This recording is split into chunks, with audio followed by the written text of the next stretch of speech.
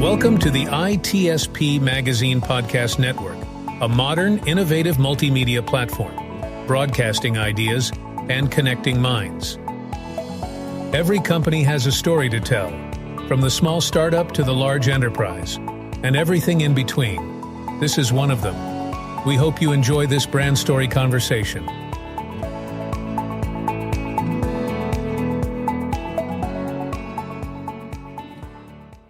Here we are, we're ready for another 7 minutes on ITSP Magazine. This is Sean Martin coming to you from Sector in Toronto. Black Hat event, bringing together the cybersecurity community from Toronto and beyond here in Canada. I have to say the community is strong, and speaking of the word community, I had the pleasure of going to the community lounge, which was buzzing with lots of amazing people, and I got to make some new friends there. And two of them are Vasu Daggupaty and Rushmi Hasham. There we go. It's good to meet you both. It was a pleasure chatting with you earlier this morning, and your organization is fascinating to me. A lot of good work you're doing in three areas, which you're going to tell me about. Quickly, a few words about you and your role. And Rushmi, we'll start with you. Thank you. Great meeting you today too, Sean. I'm Rushmi Hasham. I'm the Director of Strategic Partnerships at the Rogers Cybersecure Catalyst. Welcome. And joining me is my colleague Vasu. Vasu Daggupaty, Manager of Strategic Partnerships and Investment at the Rogers Cybersecure Catalyst. Great to be here, Sean. Thanks. It's a pleasure to have you both on. Who wants to give the overview of the Rogers Cyber Catalyst? I can get it started, and Vasu can tell you more. So the Rogers Cybersecure Catalyst is a non-for-profit owned and operated by Toronto Metropolitan University. We serve as the university's national hub for cyber education and a lot of other areas, which Vasu is going to tell you more about. Sure.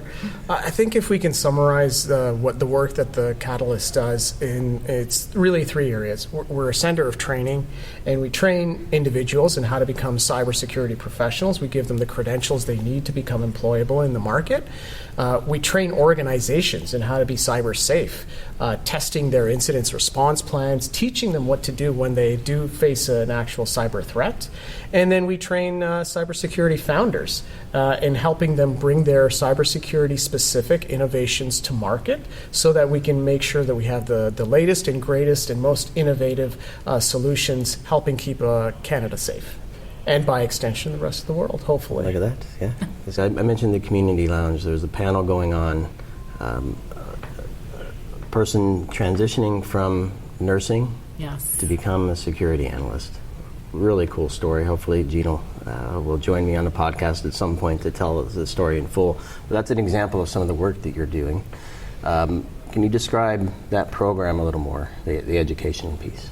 When we take a look at cybersecurity, we first started off by asking ourselves the question, who is not represented in cyber? And we looked around and we said cybersecurity skills and talent shortage can be addressed by bringing diversity. And diversity of thought, diversity of experience, diversity beyond gender and race. And we started to look at individuals such as Gina, a labor and delivery nurse who said, I am tired of this and now I want something exciting, and came into cybersecurity and is thriving in that field. She came into what we call our accelerated rapid training program. Individuals who are in a midlife career change are not ready to make a commitment to a 4-year degree. They want to make rapid change, get into rapid employment opportunities, and be able to quickly establish themselves in their new profession.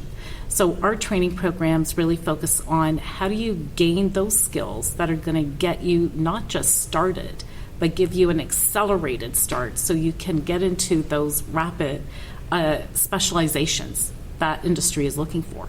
So it's a 7-month program, and it helps individuals to gain key hands-on skills in collaboration with the SANS Institute, the world's most recognized and trusted cybersecurity training. Really pleased that they're our partner, but also we have Catalyst programming built in that allow for individuals to know how to transition their skills from other careers. What does cybersecurity really need? What is the global posture in cyber business acumen, and career skills. because we need to transition. So you package all of this up and you have an individual who is cyber job ready. Yep. And the important point before we move on, and she got a job. She got a job. It's all for naught if you don't Yes. actually get to apply it somewhere. We've had the pleasure of training 1,000 individuals, the Canada's largest upskilling, reskilling program with 85% placement rate. Like, we know it works. Yep. I met a few of them, and there were even more hands raised in the community lunch today. I saw as well, alumni. Let's shift to the security training, and I think it was a gentleman I met this morning, I can't remember his name, does the tabletops.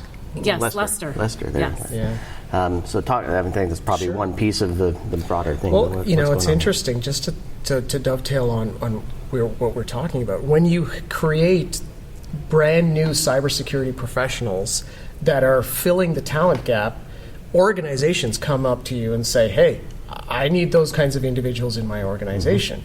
And once they're in that organization, they say, okay, having this individual there is not enough to keep me cyber safe. I need to create a whole of organization mentality on making sure we all have a stake in keeping ourselves secure.